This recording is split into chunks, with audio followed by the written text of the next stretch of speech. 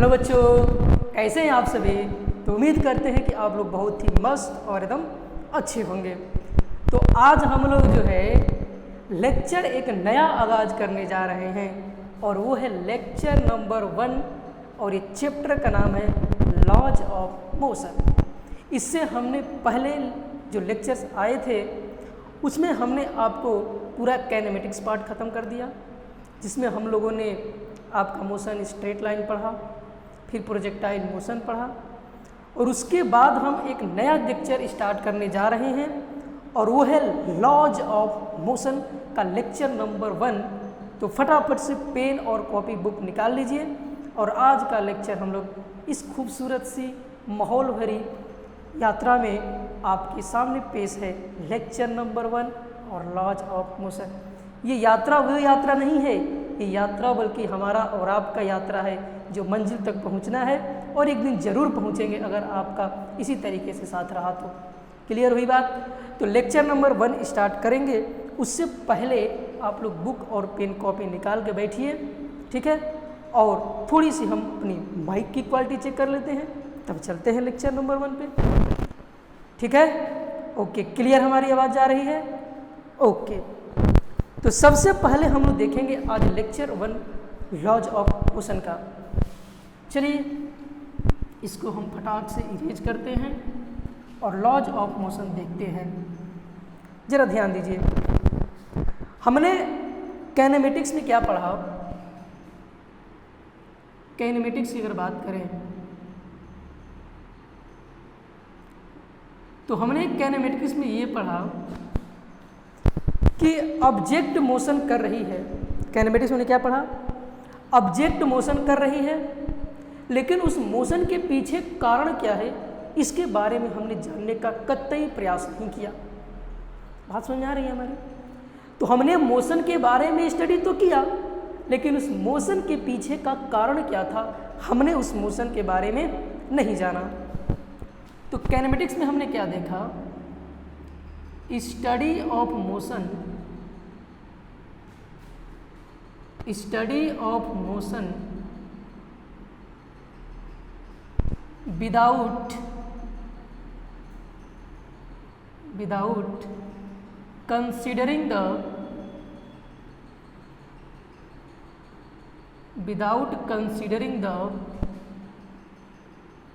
cause of motion।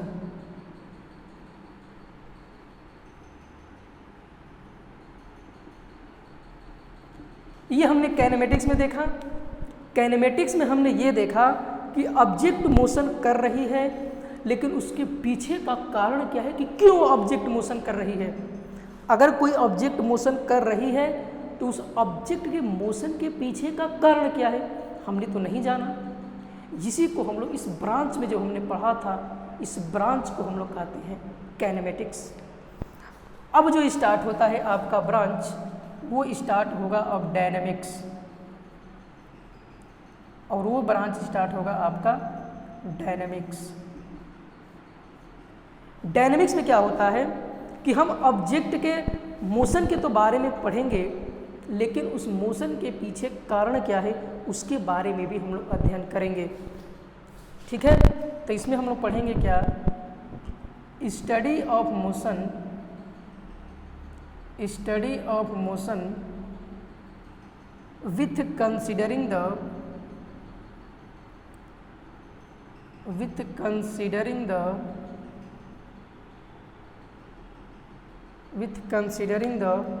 cause of motion,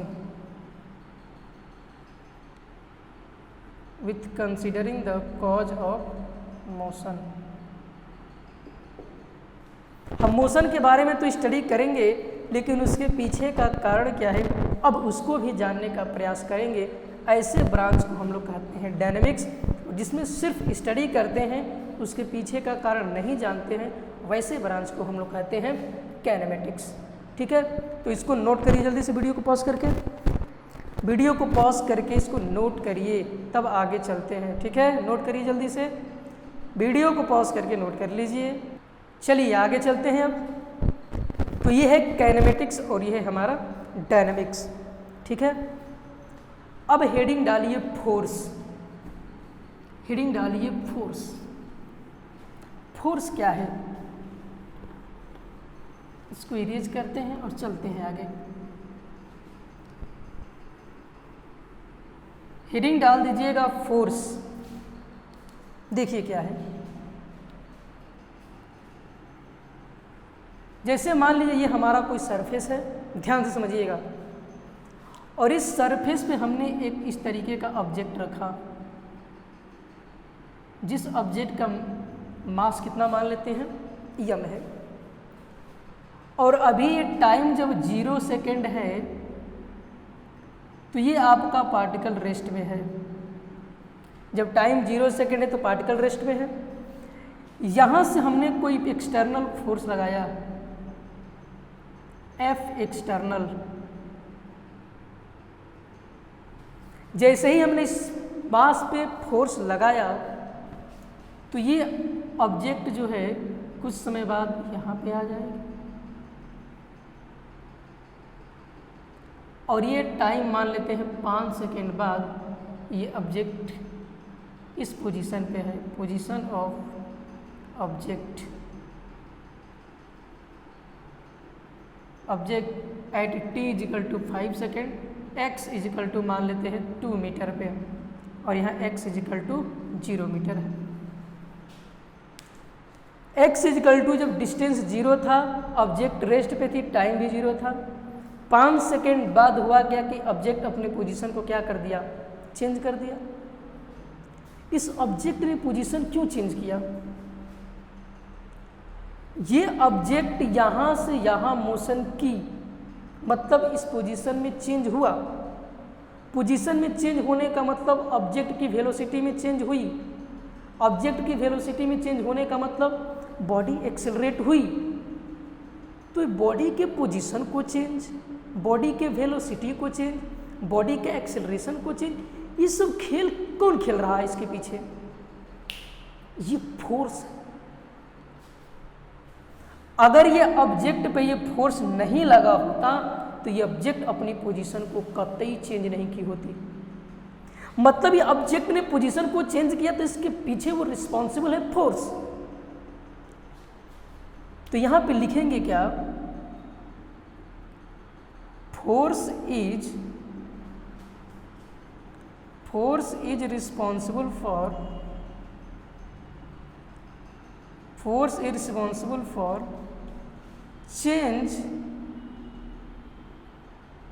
change in position of body or object। मतलब हुआ क्या कि force जो है ऑब्जेक्ट या बॉडी के पोजीशन में चेंज कराने के लिए रिस्पॉन्सिबल है। अगर उस बॉडी पे फोर्स लगा होता तो बॉडी एक्सेलरेट नहीं करती। अगर बॉडी पे फोर्स 0 न्यूटन है तो बॉडी मोशन नहीं करेगी। अगर यही ऑब्जेक्ट पे फोर्स अगर मान लीजिए 2 न्यूटन 4 न्यूटन का होता तो ये बॉडी अपनी पोजीशन चेंज करती, और बॉडी में चेंज, पोजीशन में चेंज हुआ तो बॉडी में एक्सेलरेशन भी तो होगा। तो यहाँ लिखेंगे क्या, force acts on a body, force acts on any body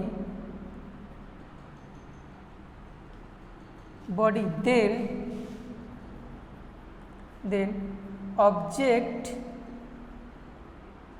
accelerate।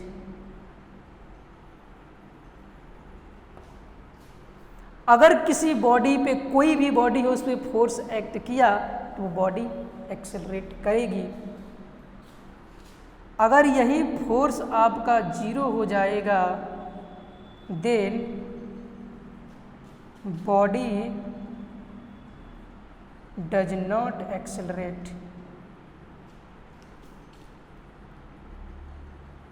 नीचे दिख रहा है, चेक कर लेते हैं एक बार वीडियो को, थोड़ा सा दिक्कत है। ओके, इसको इरेज करते हैं, ऊपर लिख देते हैं, ठीक है।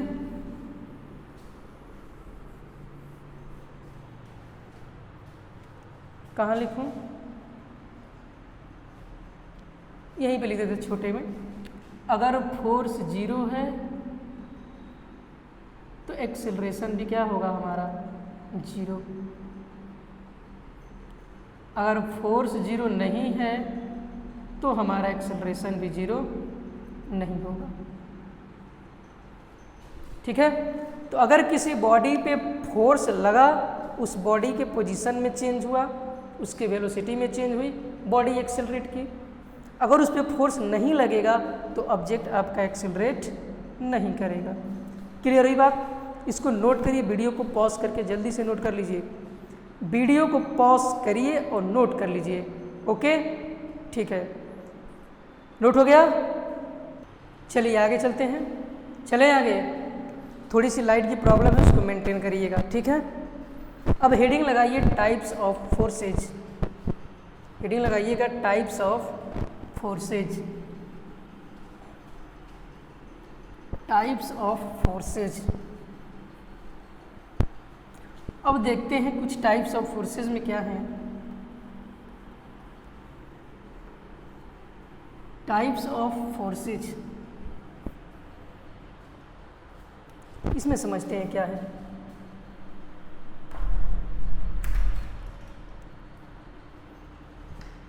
टाइप्स ऑफ फोर्सेज, थोड़ा सा दरवाज़ा खोले हैं। ओके, हवाएं।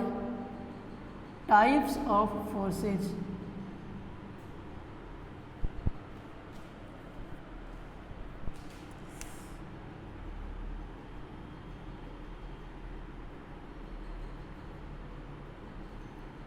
देखिए क्या है।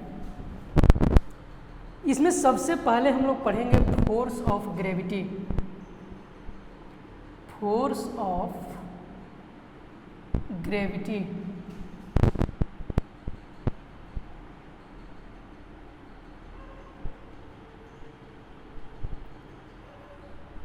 इसी फोर्स ऑफ ग्रेविटी को हम और नाम से जानते हैं, जिसको हम लोग बोलते हैं वेट।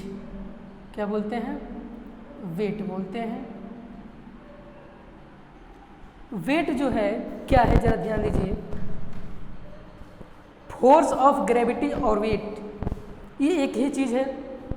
जैसे मान लीजिए हमारे पास ये कोई ऑब्जेक्ट है, ठीक है, तो इस ऑब्जेक्ट को अगर देखा जाए तो इस पर एक इस तरीके से फोर्स एक्ट करेगा नीचे की तरफ, जिसको हम बोलते हैं W=mg। ये जो ऑब्जेक्ट आपने फ्री छोड़ा है, जैसे ये ऑब्जेक्ट है इस तरीके से रखे हैं, अगर इसी को हम फ्री छोड़ दें, क्या कर दें, फ्री छोड़ दें, तो यहाँ पे सिर्फ और सिर्फ एक ही फोर्स लगेगा और वो होगा W=mg। ठीक है, तो फोर्स ऑफ ग्रेविटी क्या होता है? The force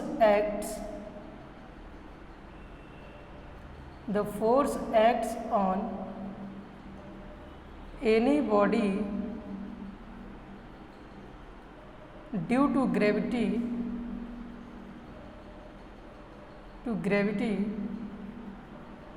is called force of gravity, is called force of gravity। और ये होता है W=mg। W=mg, ये हमारा होता है force acts on a body due to gravity. तो ग्रेविटी की वजह से किसी भी बॉडी पे जो फोर्स लगता है वो होता है वेट, जिसको हम लोग बोलते हैं mg। इतना ज़रा नोट करिए, तब आगे चलते हैं। वीडियो को पॉज करके नोट कर लीजिए इतना, तब हम आगे आपको समझाते हैं। ठीक है, चलिए आगे देखिए। ये है हमारा फोर्स ऑफ ग्रेविटी, जिसको हम लोग बोलते हैं वेट। अब अगला डालिए हेडिंग नॉर्मल रिएक्शन। अगला हेडिंग डालिए नॉर्मल रिएक्शन फोर्स। अगला हेडिंग डालिएगा नॉर्मल रिएक्शन फोर्स। अगला हेडिंग है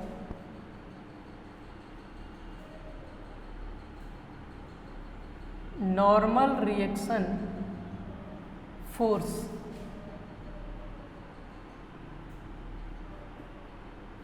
नॉर्मल रिएक्शन फोर्स।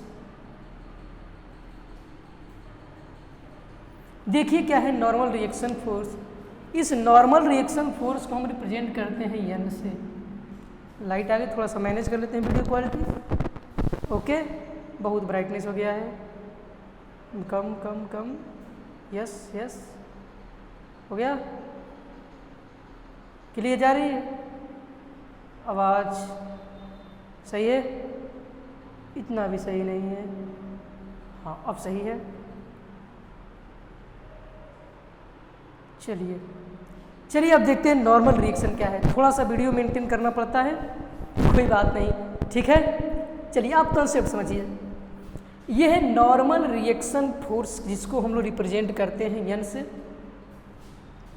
जैसे मान लीजिए ये हमारा कोई सरफेस है और इस सरफेस पे हमने एक ऑब्जेक्ट रखा, जिस ऑब्जेक्ट का मास यम है।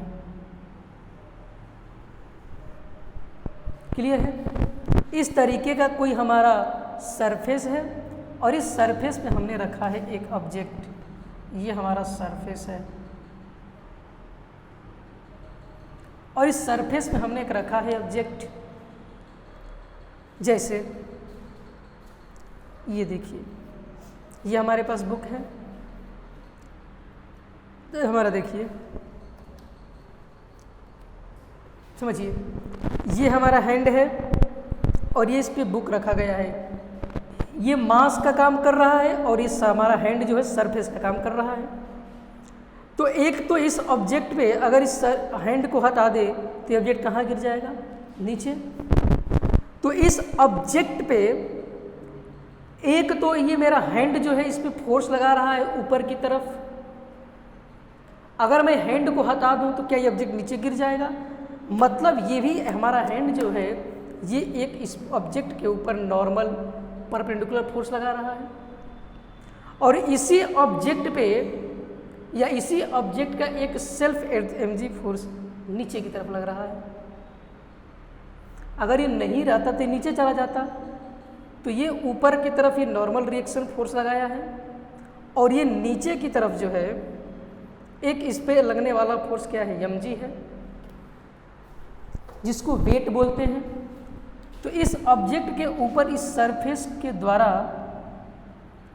एक नॉर्मल फोर्स लगाया जा रहा है ऊपर की तरफ।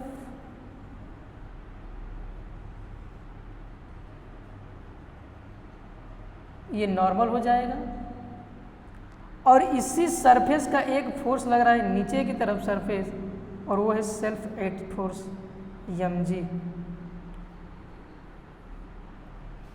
नहीं समझ में आया? अरे ये सरफेस था, इसे मार्कर है, तो ये मार्कर को अगर मैं हैंड को हटा दूं तो ये कहाँ चला जाएगा? नीचे। मतलब हैंड इस पे लगा रहा है ऊपर की तरफ फोर्स और एमजी जो है इस ऑब्जेक्ट पे या इसी का फोर्स एमजी कहाँ आ रहा है? नीचे। तो ये रहा आपका नॉर्मल जो लगाया गया सरफेस के द्वारा, normal force due to surface. यन जो है हमारा ये नॉर्मल फोर्स बोलते हैं इसको, यन को बोलते हैं normal reaction force, normal reaction force. और ये आपका फोर्स है ड्यू टू ग्रेविटी, ये है force due to gravity.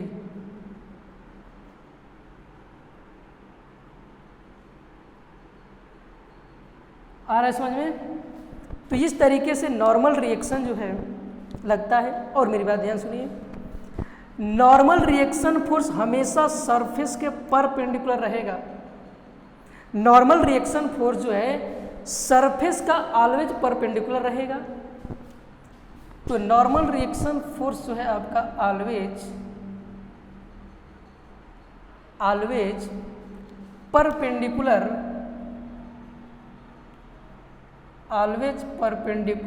To contacting surface. जिस सरफेस से कांटेक्ट रहेगा, कांटेक्टिंग इसी को बोलेंगे pressing. Always perpendicular to contacting pressing surface. जरा इसका मतलब समझिए, नॉर्मल रिएक्शन फोर्स हमेशा परपेंडिकुलर होगा उस कंटैक्टिंग सरफेस का। ये ब्लॉक अगर इसको प्रेस नहीं करता, अगर इसके ऊपर mg नहीं लगता, तो ये प्रेस नहीं करता इस सरफेस को, तो इस सरफेस इस पर नॉर्मल लगाता ही नहीं। तो जब इसने प्रेस किया तो हैंड ने इसको नॉर्मल लगा के बैलेंस कर दिया दोनों को, तो ये रहा नॉर्मल फोर्स और ये रहा mg। क्लियर हुई बात? नोट कर लीजिए इसको, इतना वीडियो को पॉज करके तब हम आगे चलते हैं, ठीक है? चलिए आगे देखिए, इसको इरेज करते हैं, थोड़ा सा कुछ और इसमें समझते हैं, जरा ध्यान दीजिएगा। अब यहाँ पे ये सवाल उठता है कि नॉर्मल फोर्स आपका एग्जिस्ट कब करेगा? नॉर्मल रिएक्शन फोर्स आपका कब एग्जिस्ट करेगा? तो नॉर्मल रिएक्शन, ज़्यादा शॉर्टकट लिख दिए क्या? ये जो नॉर्मल रिएक्शन फोर्स है, normal reaction force is exist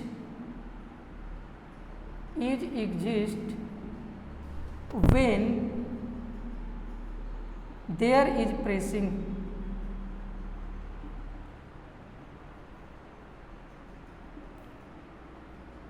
normal reaction force आपका तभी एग्जिस्ट करेगा जब उस वहाँ पे प्रेसिंग होगी। क्या होगी? प्रेसिंग होगी। जैसे देखिए, मान लीजिए इस तरीके से है, एक सेटअप हम तैयार करते हैं और ये हमारा इस तरीके से है और यहाँ भी इस तरीके से मास रखा गया है।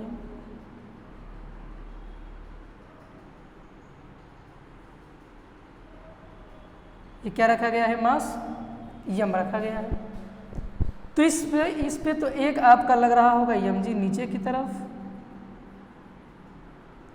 और एक इसी पे लग रहा है आपका इस तरीके से नॉर्मल लग रहा है, नॉर्मल। तो यहाँ पे क्या देखने को मिल रहा है कि इस ब्लॉक ने इसको प्रेस किया है। क्या किया है? प्रेसिंग किया है इस पॉइंट पे। तो जब प्रेसिंग है तभी आपका नॉर्मल एग्जिस्ट करेगा, अदरवाइज आपका नॉर्मल एग्जिस्ट नहीं करेगा। ठीक है, तो इस लाइन को नोट कर लीजिए, इस फिगर को दिमाग में रखिए, बना लीजिए इस फिगर को, जल्दी से बनाइए, आगे चला जाए। हो गया? चलिए इसको इरेज करते हैं और आगे चलते हैं। थोड़ा सा वीडियो क्वालिटी को सेटअप कर लें। ओके, ठीक है, ओके। क्योंकि वीडियो जब सही रहेगी तो लोग पढ़ेंगे कैसे? हाँ बताइए, नहीं पढ़ पाएंगे ना।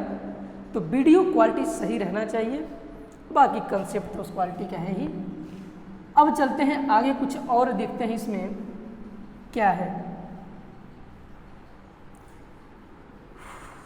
देखिए प्यारे बच्चों,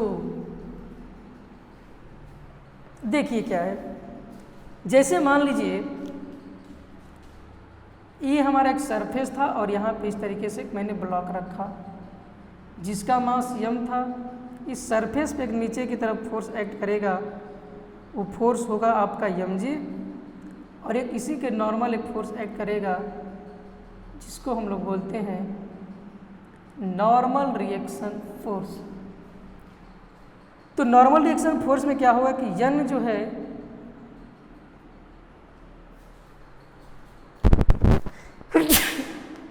थोड़ा सा दिक्कत है, ठीक है।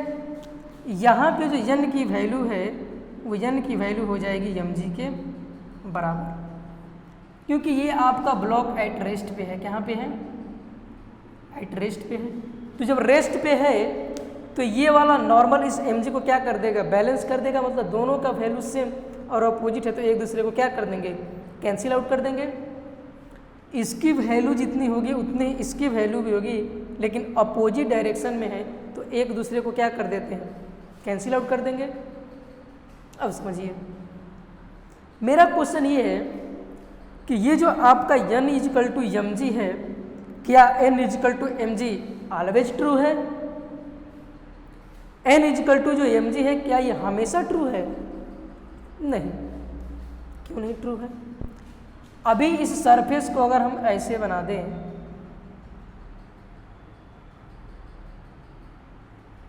ठीक है, तो इस पॉइंट पे जो बांस रखा गया है यम, एक तो इस पे आपका लगेगा नीचे की तरफ यम जी,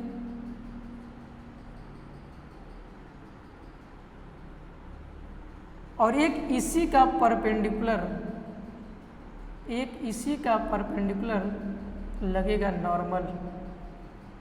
क्या लगेगा? नॉर्मल। क्या n is equal to M G है अब? नहीं। n is equal to M G अब नहीं है, नहीं है n इजिकल टू एम जी।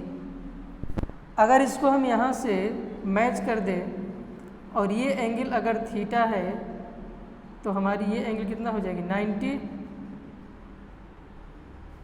हो जाएगी। तो इस एम जी का एक कंपोनेंट इधर टूटेगा जो होगा आपका एम जी कॉस थीटा,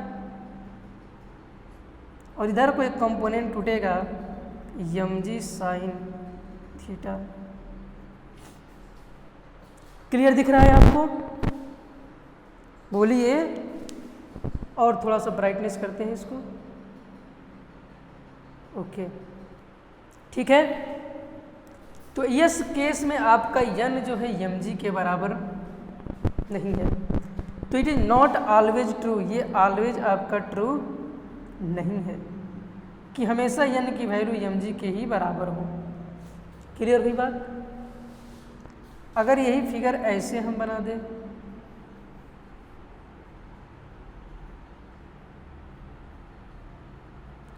तभी भी आपका n एम जी के बराबर नहीं होगा।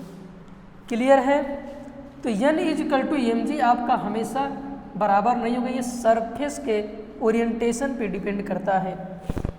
ठीक है, नॉर्मल रिएक्शन फोर्स हमेशा सरफेस के परपेंडिकुलर नहीं होगा, ये जरूरी नहीं है। इसके सरफेस पे डिपेंड करता है, सरफेस किस तरीके का है। ये नॉर्मल रिएक्शन सरफेसेस का परपेंडिकुलर होता है। Normal reaction always perpendicular to surface, always perpendicular to surface, but not always n is equal to mg। ये ऑलवेज आपका ट्रू नहीं है, not true always.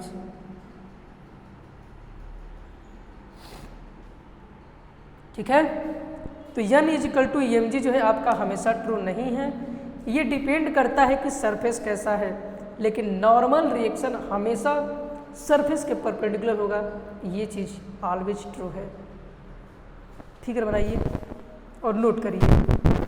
Video quality सही है, नोट कर लीजिए इसको, तब आगे चलते हैं। ठीक है, चलिए आगे चलें। तो हमने दो फोर्स आपको पढ़ाया, फोर्स ऑफ ग्रेविटी और एक मैंने आपको बताया नॉर्मल रिएक्शन। अब आगे जो हम लोग देखेंगे वो होगा हमारा टेंशन फोर्स, टेंशन देने वाला फोर्स। हेडिंग लगाइएगा टेंशन फोर्स, हेडिंग है आपका टेंशन फोर्स।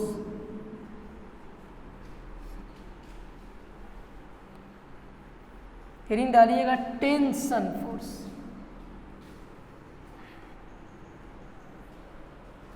ठीक है, टेंशन।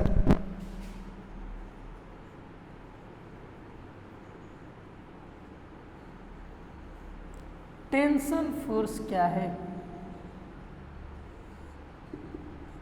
तो इसमें लिखेंगे क्या, फोर्स ड्यू टू, लिख के समझाते हैं आपको। फोर्स ड्यू टू, आप लोग लिखते जाइएगा साथ साथ। फोर्स ड्यू टू थ्रेड,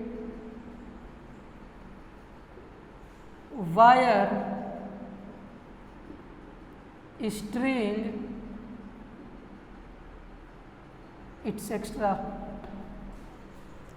तो थ्रेड की वजह से वायर की वजह से या फिर स्ट्रिंग की वजह से जो फोर्स लगता है वो कहलाता है आपका टेंशन फोर्स। मतलब जो रस्सी में होगा, जो धागे में होगा, जो वायर में फोर्स होगा, उसी को हम लोग कहते हैं टेंशन फोर्स।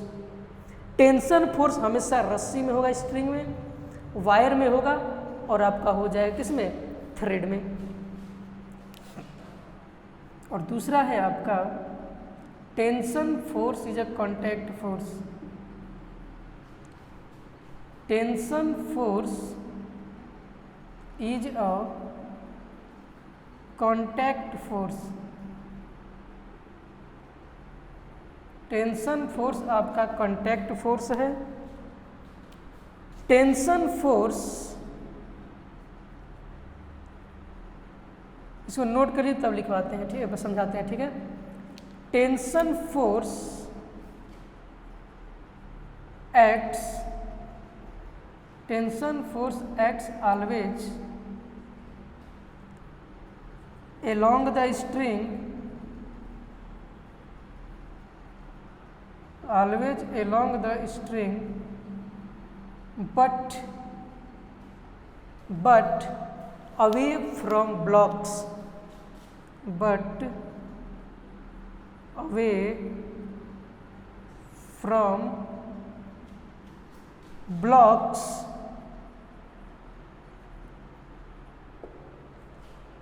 ऑलवेज आपका ब्लॉक से अवे रहता है, या इसी को बोलते हैं from point of contact.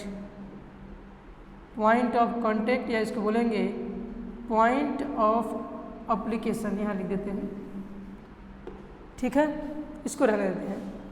Tension force हमेशा स्ट्रिंग के एलोंग लगेगा, लेकिन ब्लॉक से दूर जाता हुआ प्रतीत होगा। ब्लॉक्स बोले तो ये आपका ऑब्जेक्ट भी हो सकता है, और इसी को हम लोग बोलते हैं, चलिए आगे समझा देंगे आपको, ठीक है, ऑब्जेक्ट। तो ध्यान से देखिए क्या है, आवाज़ क्लियर है, आवाज़ क्लियर है, ओके। टेंशन फोर्स क्या कहता है कि force due to thread wire string, जो फोर्स स्ट्रिंग वायर और थ्रेड में लगता है उसी को हम लोग बोलते हैं tension force. Tension force is a contact force. Tension force जो होता है ये आपका कॉन्टैक्ट फोर्स होता है। Tension force always act along the string. Tension force हमेशा स्ट्रिंग, थ्रेड, वायर के अलोंग तो लगेगा, लेकिन ब्लॉक से अवे लगेगा। ब्लॉक से हमेशा अवे लगेगा, ब्लॉक से हमेशा अवे लगेगा, लेकिन अलोंग थ्रेड, स्ट्रिंग, रोप इसके अलोंग लगेगा। बात कुछ समझ में आई? नोट कर लीजिए इसको, तब आगे चलते हैं, ठीक है। अभी मैं आपको समझा दे रहा हूँ सब, नोट करिए इसको जल्दी से, तब आगे चलते हैं। चलिए आगे चलें, इसको इरेज करते हैं, तब आगे चलते हैं। तो टेंशन फोर्स जो होता है ये हमेशा आपका थ्रेड, वायर और स्ट्रिंग में लगेगा, और पॉइंट ऑफ एप्लीकेशन से अवे, किसी को बोलते हैं हम लोग ब्लॉक से अवे या फिर ऑब्जेक्ट से अवे की तरफ लगेगा। चलिए बताएं, चलिए इसको मिटाते हैं और समझते हैं क्या है। बहुत गर्मी है भाई, इस गर्मी में भी मैं आपको लेक्चर लेता हूँ, ठीक है, लेना ही पड़ेगा भाई। बहुत दर्द में हैं आप लोग। देखिए क्या है, जैसे मान लीजिए हमने यहाँ पे एक स्ट्रिंग इस तरीके से लगाया, ये हमारा इस तरीके का स्ट्रिंग है, और इस स्ट्रिंग से हमने एक मास ऐसे अटैच करके फ्रीली लटका दिया।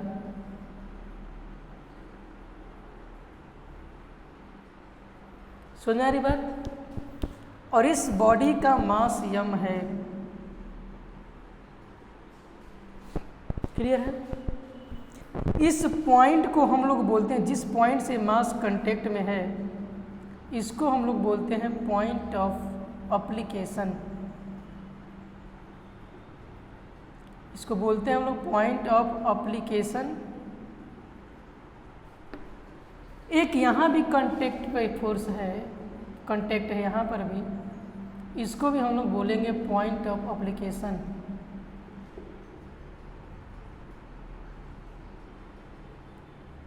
पॉइंट ऑफ एप्लीकेशन,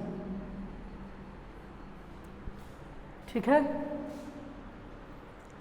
तो हमने बताया कि ये एक आपका रस्सी है, ये और ये स्ट्रिंग और ये मास एक रस्सी से कनेक्टेड है। मास एक रस्सी से कनेक्टेड है कि नहीं? तो ये हमारा ऑब्जेक्ट है, तो टेंशन फोर्स इससे अवे लगेगा, क्योंकि रस्सी में हमेशा आपका एक ही फोर्स लगेगा और वो फोर्स होगा टेंशन, और वो टेंशन आपका फोर्स मास से हमेशा अवे लगेगा, मास से हमेशा दूर, ऑब्जेक्ट से हमेशा दूर। और एक यहाँ भी पॉइंट ऑफ कांटेक्ट है, तो यहाँ से दूर आपका इसमें एक ऐसे लगेगा टेंशन टी, मतलब कि सारा टेंशन आपका सेम ही होगा, इसलिए टेंशन क्या लगेगा आपका?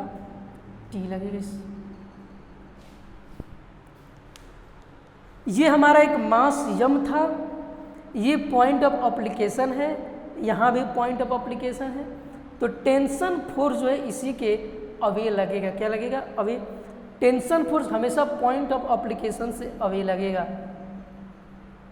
इधर ये पॉइंट ऑफ एप्लीकेशन तो इससे दूर, यहाँ पॉइंट ऑफ एप्लीकेशन तो इससे दूर।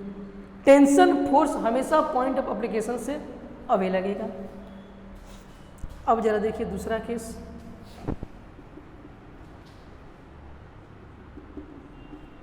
हमने एक इस तरीके का वाल लिया, स्ट्रिंग जिसको बोलते हैं,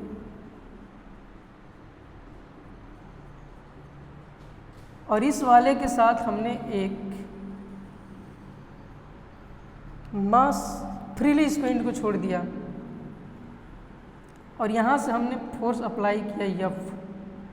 क्या अप्लाई किया? यफ। और यफ हमारा है फोर्स। क्या है? फोर्स है, ठीक है। तो यहाँ क्या हुआ कि ये जो हमारा पॉइंट ऑफ कांटेक्ट एक यहाँ है और एक पॉइंट ऑफ कांटेक्ट यहाँ है, तो यहाँ से टेंशन इस तरह टी लगेगा और एक फ्रीली एंड से हमारा ये भी इधर से टेंशन। लेकिन यहाँ कोई ऑब्जेक्ट है ही नहीं, तो ये तो हमारा फ्री एंड हो गया, ये है हमारा फ्री एंड। तो इधर से तो कोई टेंशन लगेगा नहीं, क्योंकि उधर कोई कांटेक्ट है ही नहीं, ऑब्जेक्ट है ही नहीं, तो टेंशन ये आपका टी लगेगा और इधर से ये आपका यफ लगेगा। यहाँ पे कंक्लूजन क्या निकला? कंक्लूजन जरा देखिएगा।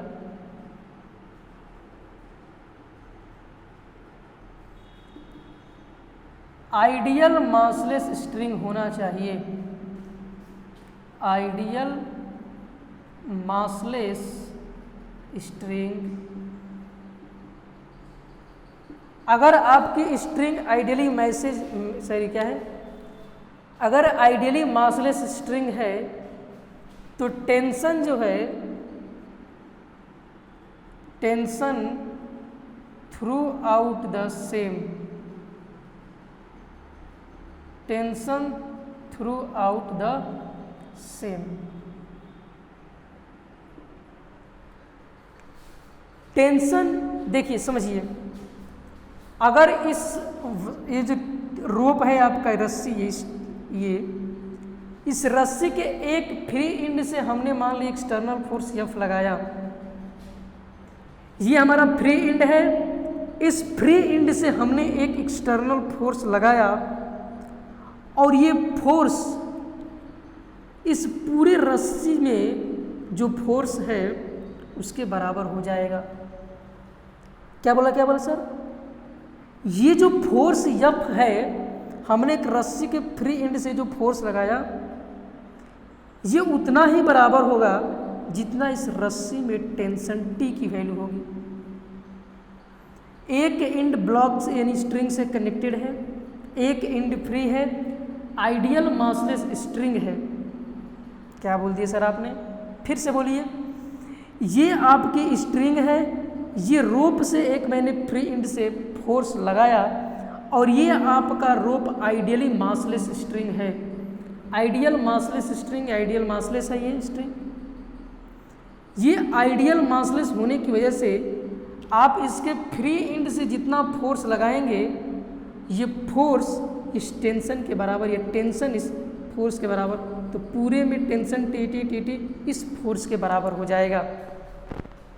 अगर ये स्ट्रिंग आइडियल मासलेस है तो यहाँ से जो फोर्स लगा है वही पूरा इस टेंशन रस्सी के थ्रू सेटअप हो जाएगा। मतलब यहाँ पे टेंशन टी जो है ये फोर्स एफ के बराबर हो जाएगा। बात समझ में आ रही है? अगर स्ट्रिंग आइडियल मासलेस है, उसके एक एंड जो फ्री एंड है वहाँ से अगर फोर्स लगाया आपने 10 न्यूटन का, तो इस रस्सी में पूरा टेंशन ही 10 न्यूटन का हो जाएगा। ये मेरे कहने का मतलब है, इसको नोट करिए। तो जब आप किसी भी ऑब्जेक्ट को फ्री इस तरीके से खींचेंगे तो इसमें जितना फोर्स सेटअप होगा वही फोर्स इस टेंशन टी पूरा सेटअप हो जाएगा एफ के बराबर, अगर स्ट्रिंग आपकी आइडियल मासलेस है तो। नोट कर लीजिए इसको, वीडियो को पॉज करके नोट करिए, तब आगे चलते हैं। ठीक है, तो यहाँ से हमने ये समझ में आया कि जो tension throughout the same है is equal to applied force, is equal to F applied. तो जो फोर्स अप्लाई किया गया है फ्री एंड से उसी के बराबर हो जाएगा। तो ये हमारा आज का ये लेक्चर था। वीडियो को पॉज करके नोट कर लीजिए। हो गया नोट? नोट कर लीजिए वीडियो को पॉज करके। ठीक है, तो आज का लेक्चर हम यहीं पे समाप्त करते हैं। जितना मैंने आपको आज का लेक्चर में पढ़ाया है उसको जाइए घर पे रिवीजन करिएगा, और जितना रिवीजन करेंगे उतने आपके लिए फ़ायदेमंद है। ठीक है, तो रिवीजन करिएगा और नेक्स्ट लेक्चर में आते हैं, मिलते हैं। Best of luck.